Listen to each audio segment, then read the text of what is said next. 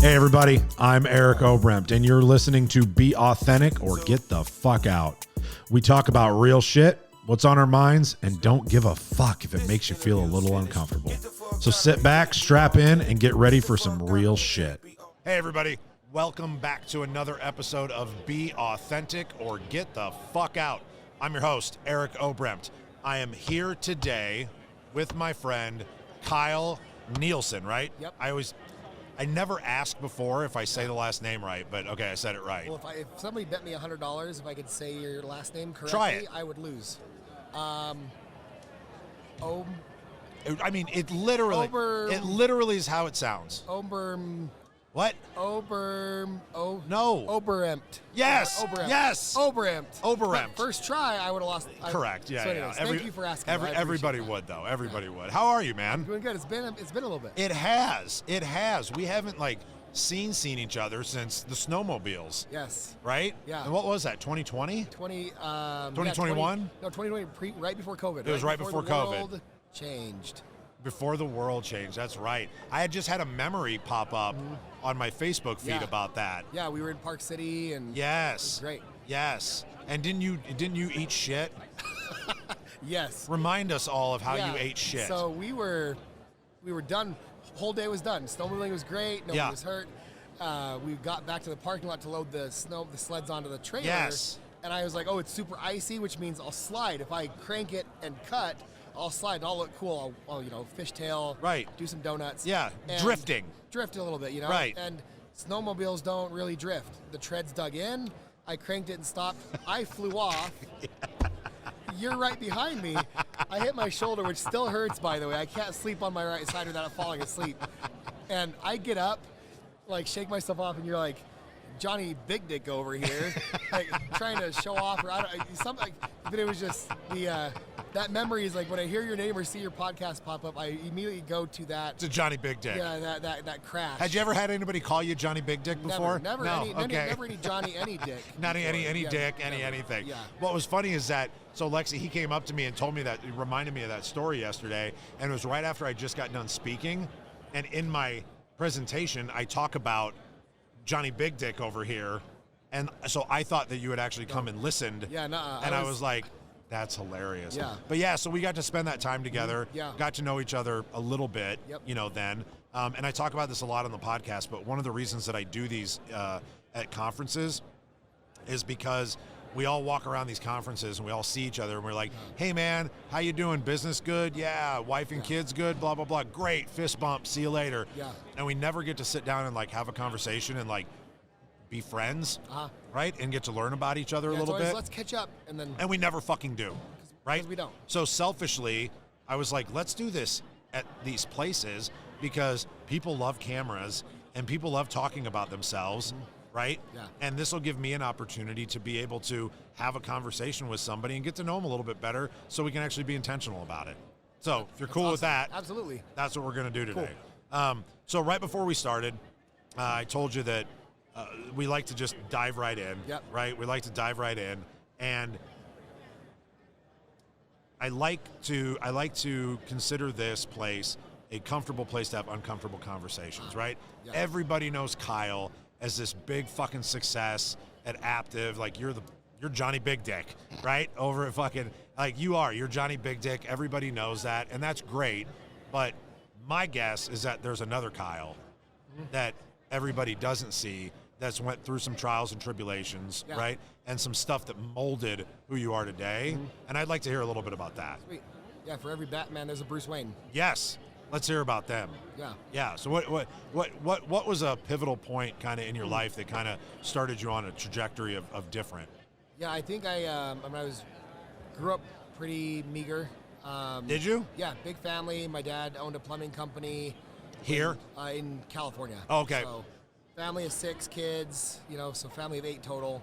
I'm the middle kid. If I wanted to play baseball, I had to, mow lawns or pull weeds and do chores for neighbors, not even our own because we didn't have the money. It was, right. I had to find ways to do it. And so it very meager means. San Bernardino, California, not the safest. I think it's top 10 most dangerous cities in the U.S. Oh, really? Yeah. You grew up in the hood? Yeah. I mean, our neighborhood was pretty safe. Yeah. But my mom was like, you can only go home to school, to and from school this way. Really? If you go this way or that way, like, it's not going to be good. Right. Yeah, so it was, we had a bubble. We had like a little safety bubble. Okay. But we were, I saw someone get shot across the street from my house when I was young. No shit. Like going into middle school. Okay. A party going out of hand and gang related stuff. And it was, my paradigm was always like life is good because I had my focus like down and like kind of my same focus on like big government versus small government. And we're not going to get into crazy politics. But, like,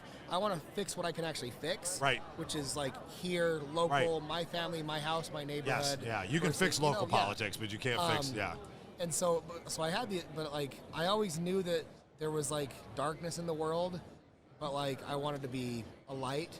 And also I always felt like life was supposed to be fun, but I learned at a young age that some of the fun that my friends had or that I wanted to have cost money.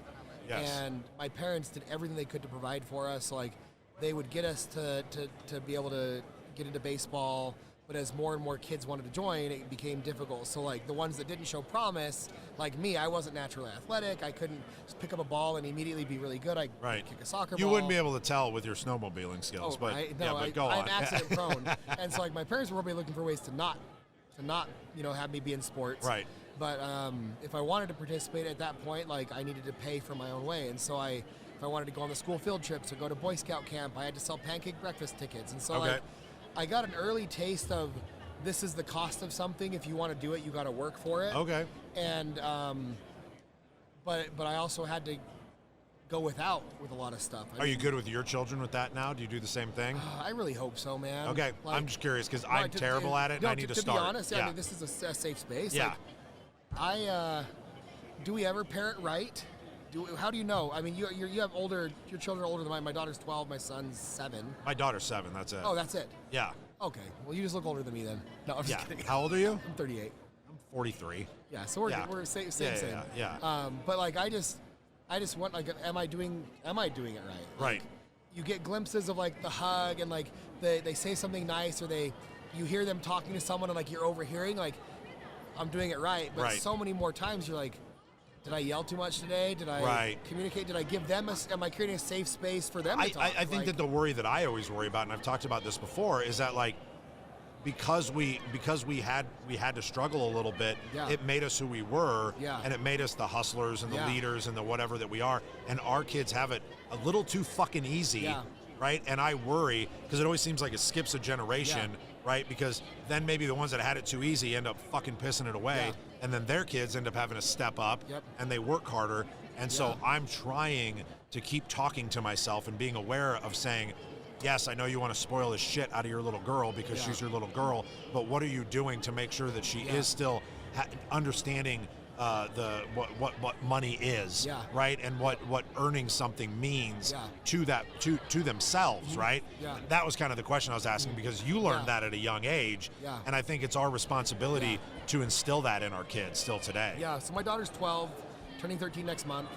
She sorry. No, I know, right? That's terrifying.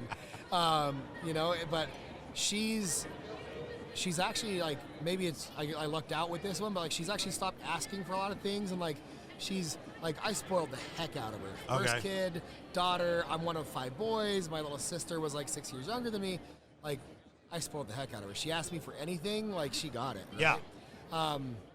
And I see glimpses of like her, like she's doing her chores, she's wanting to earn stuff, she's like wanting to save, she's wanting to start a company, like she's wanting to start a little company that she drew sketches for and like presented to me like an idea. And nice. Like, we're gonna start it. Bring me a business plan, honey. Exactly. Yeah. We're gonna start it. Even if it fails, she'll know what quarterly taxes are. Yeah. And she'll know how to avoid paying. No, I'm just like. Yeah. Well, no, that's important. like she'll learn, and so like that's exciting to me. Yeah. And, but walking over here, there was a Golden Door winner in solar that I ran into, Andy Holmes. We're going to be building in the same neighborhood, along with John Taylor from The Grit, Donnie Mosier, one of my coworkers, presidents. Like, so we're building in the neighborhood. We bought lots, and the conversation was like, well, are you worried that our kids are going to grow up in this neighborhood? Our kids are all around the same ages. They're going to grow up in this neighborhood of just wealth and like indoor sports courts and theater rooms and pools. Like, we all were like, And like, what are we doing? Is there right or wrong? Like, who knows? I don't have the answer to that question. Right? Yeah. I don't have the answer to that question. I think that, man. I think intent, like at the end of the day. It's all about like, intent. At the end of the day, like, life, because we can't take any of this with us, right? Like, right. Nothing, like, I believe in God. I believe that there's, hopefully something better waiting for me. And that better includes my wife, my family, like, I believe, because that is my why. Like, that is my kids, my posterity. And I hope I'm not judged on like a DVR where they go back through and like replay everything. Yeah. Because that'll be some bullshit if it was. I'm just going straight down. Because then that whole masturbation conversation that I had with fucking that guy is going to fucking blow everything out of the water. So, anyway, for those of you wondering about that, we can get into that later. Yeah. Oh, man. Sorry. So I hope I'm judged. If there is some judgment in life, if I die and there's a judgment bar and like they're deciding my fate, was he good enough or bad enough, heaven or hell or somewhere in the middle, whatever. I hope that like it's just effort and intent. Like, not was he perfect? Did he execute all the time? It's right. Did he try? Was there at least some effort there? Right. And not everyday effort is same. Like, did he take a step forward? I have to believe that it's intent. Like, if it's not intent, is your heart in the right place? Were your motives when you did what you did? Did you still have a good heart? Were your motives pure? Did you really want to do wrong? Did you really want this to really turn it? Like, like effort and intent are kind of like, that's how I try to steer with my kids, because my hope is that that's how I'm judged somewhere. Yeah. Because if you're going to judge me on something else, give me a fucking checklist. Yeah. Yep. Yeah. Right? It's like doing homework and taking a test. Yeah. If you want to test me on something specific, tell me what you're testing me on. Yep. Let's not play fucking games here. Am I going to do things for the right reasons? Am I going to actually try to see it through? Right. Effort and intent. And I love that. I love that. So today, give me some examples of things outside of business, work, sales, all the shit that you have to talk about on a daily basis, right? Yeah. That get a little redundant. What are some things that you are significantly passionate about that you like to be able to use the tool of wealth to be able to help facilitate? Absolutely. In charity, giving back. Like what? So this Christmas, I was able to help with a toy drive. Down in LA and then another one up here in Utah. Okay. I think it was like 80,000 toys got donated and then distributed down in LA. Okay. We broke a world record of most toys donated in an hour period, like Guinness Book of Records. Were you trying to break that? Yes. Yeah. Okay. Yeah, it was intentional, Okay. Like, if you're going to do good, you do good at a big level. Like, like you expand your audience. Yeah. And then we brought a lot of the leftover toys, shipped them up here. They were traveling in trucks. Reached out to a bunch of charities here and distributed another 20,000 toys. That's awesome. Through local businesses and foster cares and hospitals and families. And seeing that, it was 3 days. Saturday, travel back here Sunday, back at it Monday. Like 3 just beautiful days of this really good. Passionate about Operation Underground Railroad and human trafficking. So tell me about that. Where did that come from for you? Yeah, so Tim Ballard's Utah native. We had him come speak one of our team leader, manager meetings. Okay. And having him speak, talked about the organization, what it was about, and really opened my eyes about trafficking and humans and and one thing he said, and salesy or not or intentional or not, it was a drug can be sold once or technically but a human can be sold multiple times. Yeah. A human can be sold multiple times.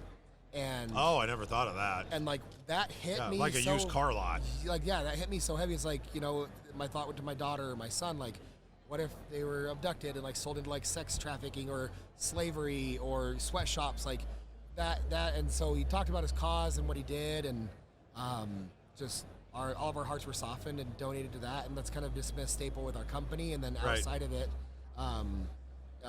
donated to some future projects with them. A school. Sorry, can I take a sip of water on the show? You can do whatever the fuck you want here. There we go. Yeah. There's a school and a community up in Ecuador that we've been visiting. I'm the company, but outside of it, we're super passionate either way. In Ecuador, it's not just one of those things where we decide to do a humanitarian project, show up, and this is nothing wrong with it. Show up, do good, never go back again. Paid vacation, put up some fence posts, and then sit at a beach. We've gone There's a lot of those. We've gone back to the community, year over year now for 5 years in a row. And as the center point, which is this high school, is getting more and more stable and like in scaling, we're adding to it. We're actually branching out into the farther communities, elementary schools, to help the younger age groups get better education. So when they get to this high school we helped build, or this continuing education school, they're at a better level, and the likelihood of them making it to then get there is better. And so that's awesome.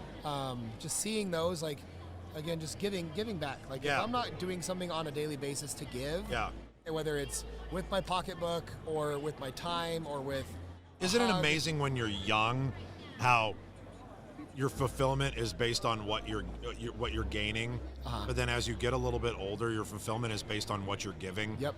Yeah. Like, I don't know if that's an age thing or just an introspective thing or whatever it is, or maybe it's just because you are able to do it, right? Yep. Whatever. But it's amazing when that shift happens in your mind and you're able to do that. You become so much more fulfilled in your life. Is the toy drive part what started the elf deal? No, the elf was, I mean, yes and no. So the elf goes back to 2009. Okay.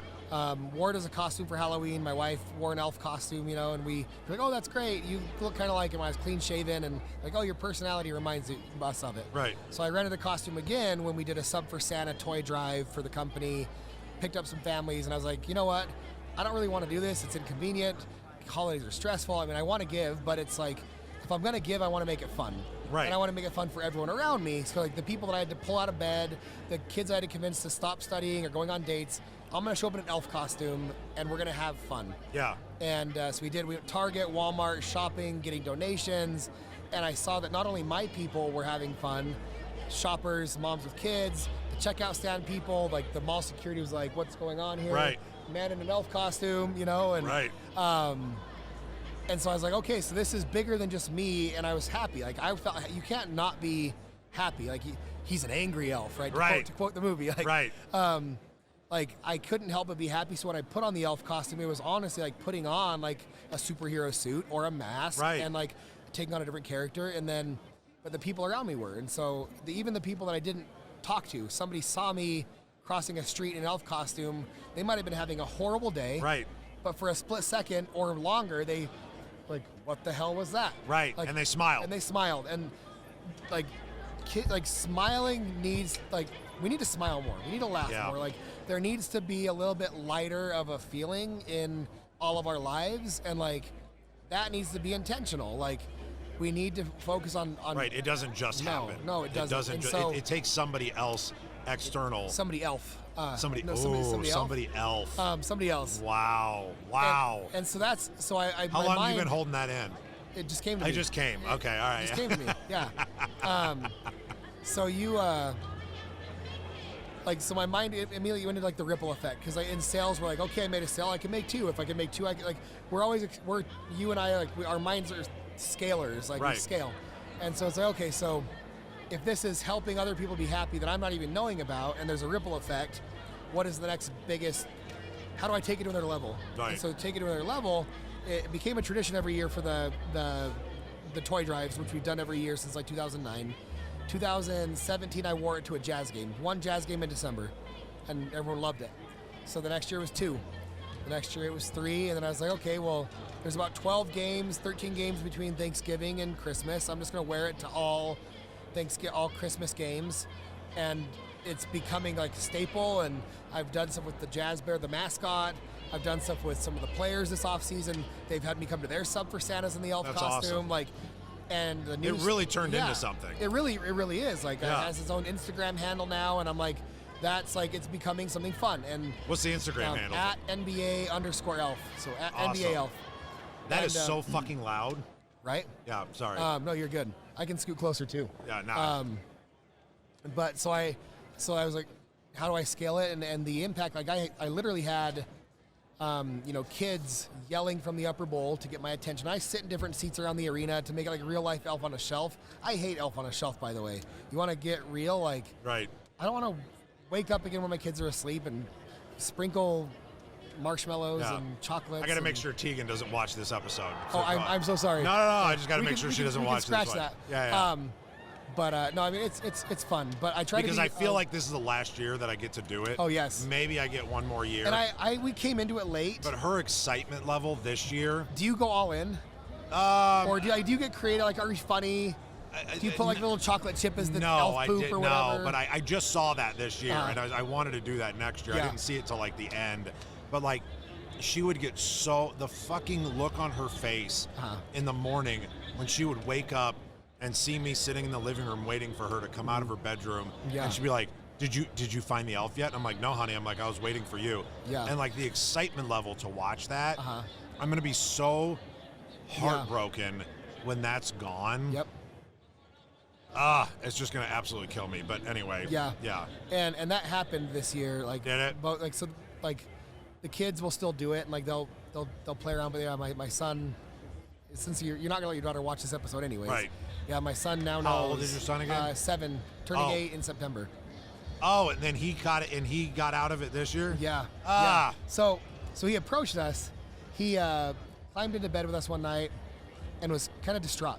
He was like, Dad, and we had agreed, me and my wife, if our kids come to us and just ask us, is Santa Claus real? Like, we're going to try to figure out where the question came from. And right. Like, is this like a smooth over, or is this like, we're never going to lie. Like, we're not going to lie to our kids ever. Right. And so he's like, is Santa Claus real? Like, does he really come into our house and like sneak around? Yeah, he leaves us stuff, but like, he's a stranger.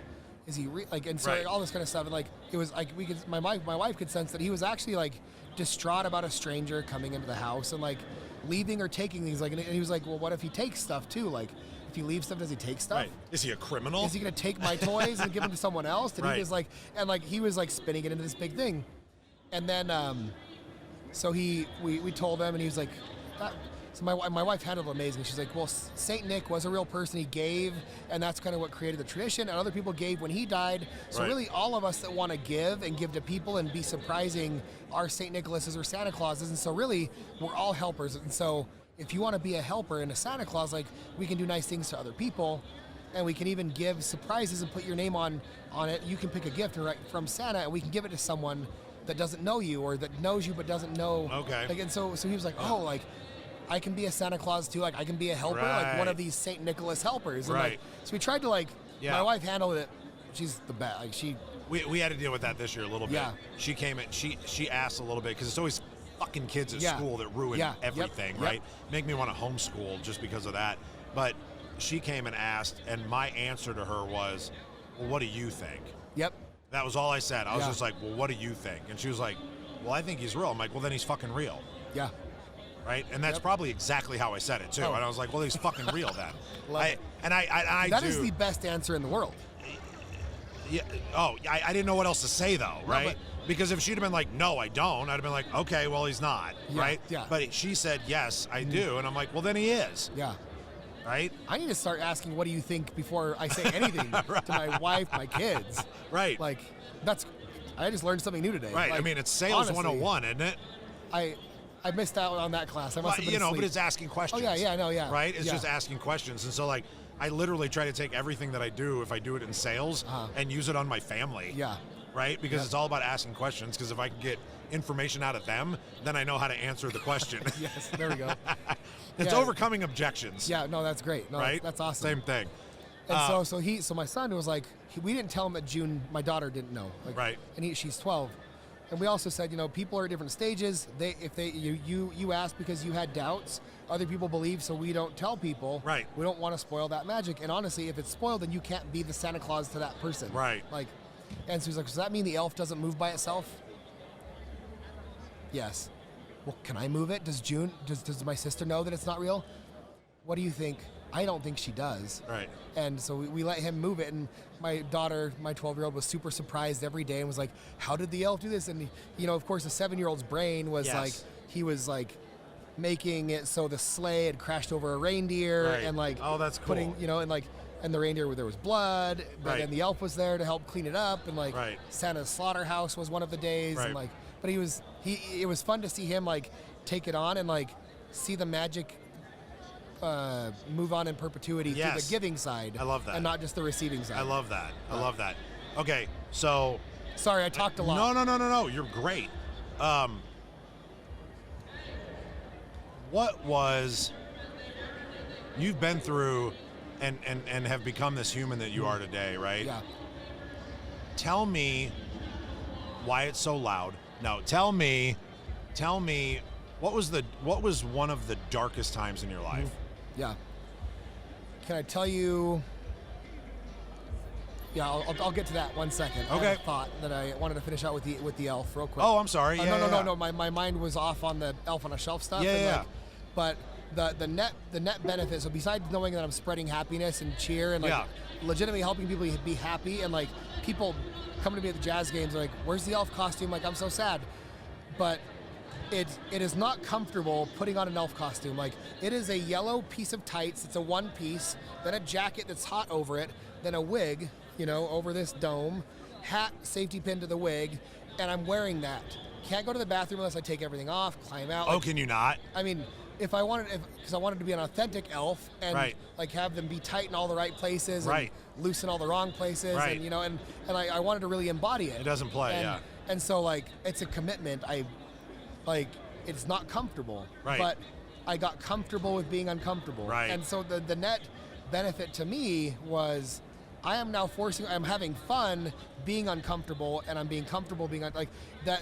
That is a huge net benefit. And so that I would encourage anybody to do things. You don't have to dress as an elf, but like be comfortable. Start doing uncomfortable things, whether that's 75 hard or picking up a new skill or cold calling people, or like approaching someone at a grocery store. Like, do things that are difficult. Like, we are not doing things that are difficult often enough to see a benefit. And that, but every time you've ever done anything that was uncomfortable, there was always a huge benefit to it. But every time you do something that's comfortable does not equate to getting a benefit from it. But it absolutely is.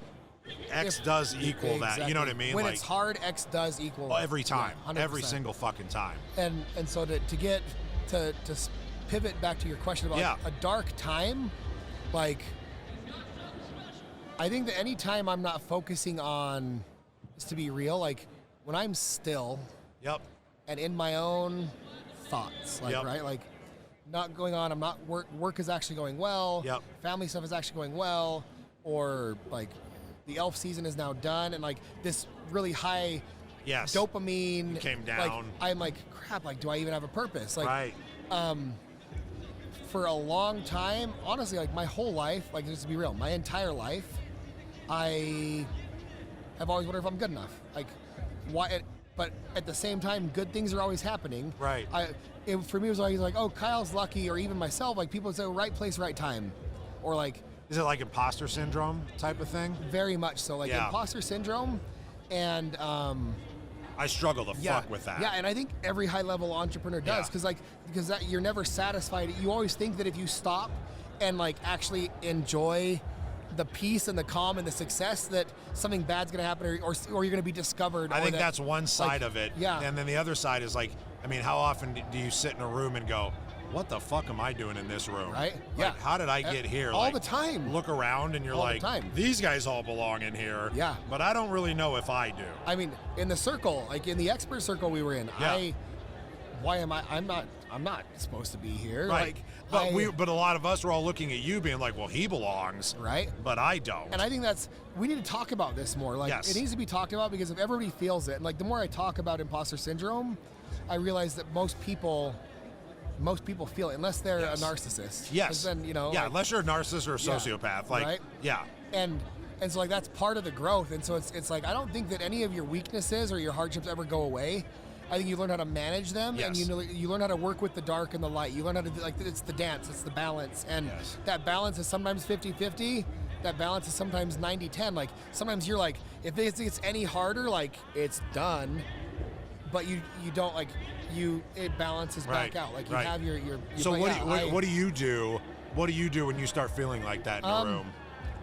I stop and I count my blessings. Okay. And then I look at those blessings and I try to reverse engineer the work that it took me to get there. Yeah. Like, not necessarily the money or whatever. It was like, okay, it's the reminder of, I did this and I did those. Like, yes, I did those things. Like, these things. I am deserving of the life and the gift that I have. And I realize that the more that I give, and I'm a very, like, through like all these things, like I've always just been a giver, and to the, we've all, and people that give a lot get taken advantage of a lot. Yeah, 100%. I mean, And being in sales, you have people that, I mean, collectively we probably have a lot of money owed to us by people that we're just never gonna see. pursue. Like, Yep. and it's not worth it at this point. Like, Right. I can just go out and do something else and make it back, and Yep. and hope that karma sorts it out with them. You know. Right. So, as I've tried to like mask imposter syndrome by giving more and being a giver to like, well, if I'm fake, if I'm really not this person, if I'm giving, at least like I'll still be likable, or at least like there's still some redeeming qualities that I can control. Yeah. But giving leads to more success, Yep. which leads to more imposter syndrome. Like I feel like Fat Bastard Yeah. from Austin Powers sometimes. Like he's like, I eat because I'm unhappy, and I'm unhappy because I eat. Like, Right. like how do you break that? You know, like Right. you go on the foot-long Jared diet from Right. Subway, and and end up in jail. Yeah. but yeah, that too. Yeah. Wow. Operation Underground Railroad. That was for what? Yeah, it was. Is that what he did? I don't know. I don't know. Did he Sorry, fuck little Jared, kids? if you're listening. Is that what Jared did? I don't know. Lexi, did he fuck little kids? No, I don't know. What did Jared do? I don't the know. Fat Subway guy. I don't know. Lost all the weight? I don't know. Do you not remember? I can't remember. Why don't we remember that? Look it up. What did Jared from Subway do? He's in jail? Is he in jail? I thought he went to jail. I don't know. I feel like he was fucking little kids or something. Like, you're not supposed to do that. Oh yeah. Yeah, anyway, yeah. Anyways. He was in a dark place. Yeah. But so yeah. So how do you reverse that? Like, and I've just kind of realized you never, like, you're always gonna have some level of like feeling of I don't belong here. Yeah. And maybe that's, shoot, I might get real deep right now. Maybe that's because this is just a temporary period and there is something better. Like, Yeah. never thought of it that way. Honestly, Right, like, even with right. all my God beliefs, like maybe that feeling of like not belonging is because this is just a temporary phase. Sure. And there really is something amazing. Oh, that's interesting. Or like, again, like you can't know what joy is without sadness. You can't know what good is without bad. Right. Like you can't know what being able to give and you can't know what success is without feeling Yeah, that. you don't get to know what happy is unless you've And- been sad. Yeah. Yeah. 100%. And so, I mean, maybe that really is just that balance. And so, I haven't figured out how to manage it yet because I still Yeah. find myself daily. Isn't like, that funny though? Like, because there's people watching this and listening to this that are like, how the fuck does he feel to say? You know what I mean? Yeah. And like, I think that's why it's powerful to talk Yeah. about it, like you said. And like, guys like us need to talk to each other Yeah. about it, right? Yeah. Because we're both, let's call it high level. You know what I mean? Like, Yeah. whatever you want to call it. That sounds egotistical, but like, but you know what I'm saying? Like, we're on a path and we're on a trajectory of these Yeah. things that we want to accomplish.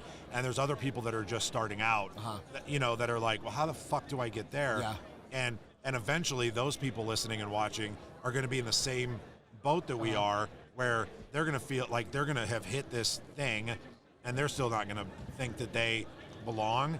And I think that the only way that you combat that is by having people in your circle Yeah. that are around you that can support you to tell you that no, you do fucking belong and this is why, and they lift you up. Yeah. Right? And I think that's why having groups like a circle or a, Yeah. you know, like I'm in a couple different, you know, groups or whatever of men that support each other Yeah. in that way. And I think that people that are missing that in their lives are missing out on a lot. Yeah. Right? Because it's hard enough doing this alone, right? Yeah. Like in the business, Yeah. because I was just talking about this with Ty Backer on his show, but like when you're kind of at the top of your company or your group or whatever it is, you can't really talk about some of the struggles that you're going through Yeah. because those people underneath you are going to start freaking out because Yeah. they're like, if Kyle's freaking out, I really Yeah. need to fucking freak Yeah. out, right? So you have to keep all that shit inside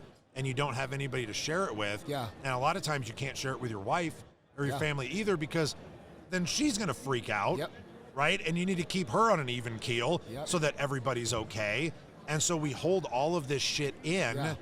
and we don't have anybody or anyone to let it out Yeah. with, right? And I think that's why it's so important that we as a group, as men, as leaders, as whatever it is, make sure that we're being intentional about having those conversations with each other to hold each other accountable, to be like, dude, it's okay. Yeah. Like, Yeah. it's all right. And I'm here to listen, and I'm not going to hold it against you. I'm not going to judge you. I'm not going to hang this shit over your Yeah. head and be like, remember that time you told me and you're being a pussy? Yeah. Right? Like, we're not Yeah. going to do that. Yeah. I might do it jokingly Yeah. to fuck with you, but you know what I mean? Yeah. Like, that we know it's okay because we've all went through it. I mean, you know, like the saying, "It's lonely at the top." Like most people see it, they're like, "Oh yeah, it's lonely at the top because you're the alpha." Like nobody can get there, so it's low. Like they look at that as the destination. But that's not it. But it really is lonely at the top. Like when you're there, and I'm not like you're never above anybody else. Like to be clear, the whole thing. But when you are, like you said, the leader, when you're responsible for the org or for that, it is lonely. Like and. Like, I don't really wish that loneliness or that imposter syndrome or that struggle really on anybody. No. But at the same time, I do, because the inverse. Right. The inverse is this, and like, I almost think like, maybe like, this authentic thing is just like we're jamming, but like, back in like our old Neanderthal caveman days, right? Like they grew up, the kids got kicked out, birds get kicked out of the nest, like they don't belong, like.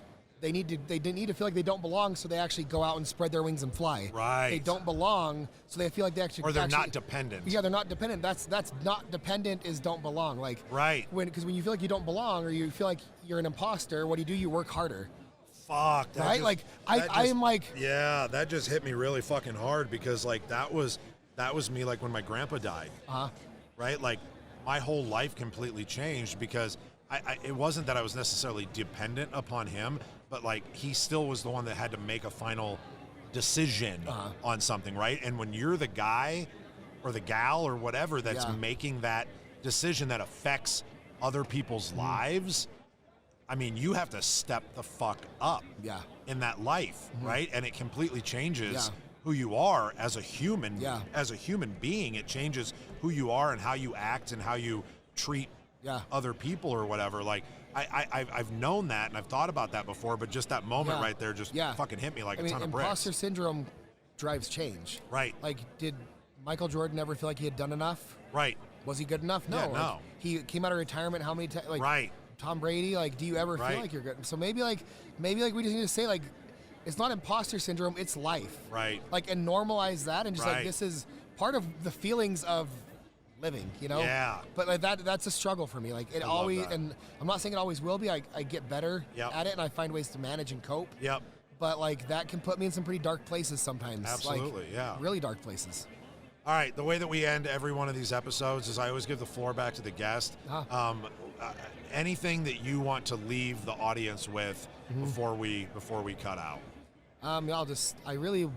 You never know the difference that a smile will make. Like, I love that. A smile, and it's like, it's free. Like, it really is, and it takes emotional, but like, it doesn't really cost anything to give a smile, to give a hug, to give an ear for a second, like, to give a nod. Like, the world needs to feel, to me, in my mind, that like that more people care, and that there's more people care, and that there's less Karens.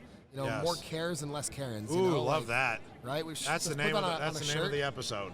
More cares more care, less Karens. Yeah. Like, I love that. I just feel like life is so much better when we're all trying to be happy. That's awesome.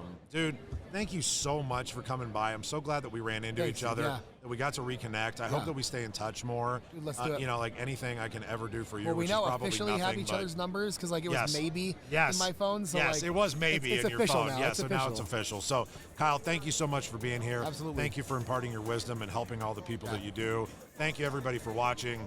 And remember, be authentic.